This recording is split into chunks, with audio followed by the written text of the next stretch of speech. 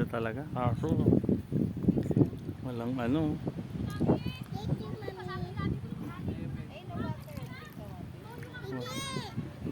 Walang tubig eh.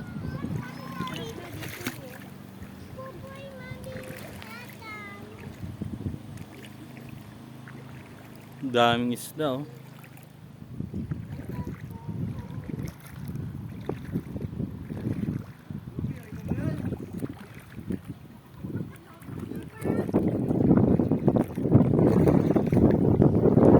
Mainit pa yung tubig.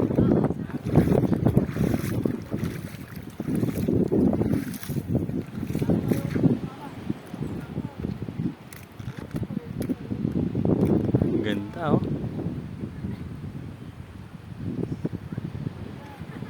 Baler Aurora.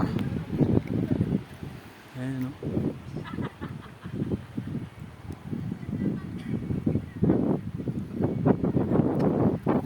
Yung Bigisit rock formation. Kaso wala eh, wala pang tubig eh. Low tide.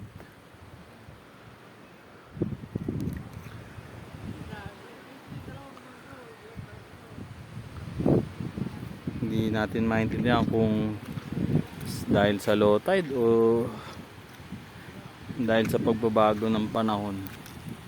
Hindi naman to ganito dati. Dati kahit pumunta kami dito ng gantong oras, daming isda.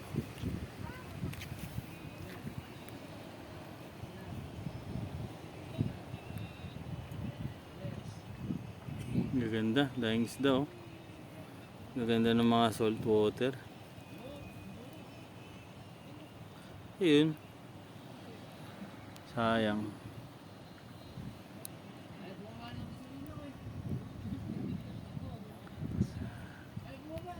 Ayun oh, daming isda. Kumbaga goods na goods pa din dito kahit na medyo ayan. Alam mo yun, wala akong masyadong alam sa science, ganyan. Hindi kaya dahil nandito sila kasi wala nang katubigan. Ito, nakakaano. Ito dati, nagpupunta kami dito, yan.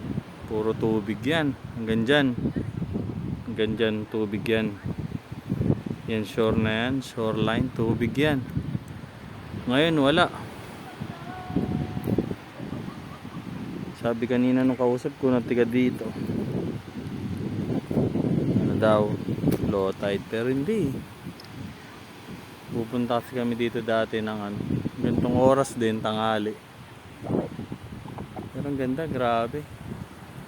Ayun, rock formation. Solid. Ito yung ano, ito yung tinatawag na ano, na hindi man-made. Ayan. Diyos ang may gawa niyan.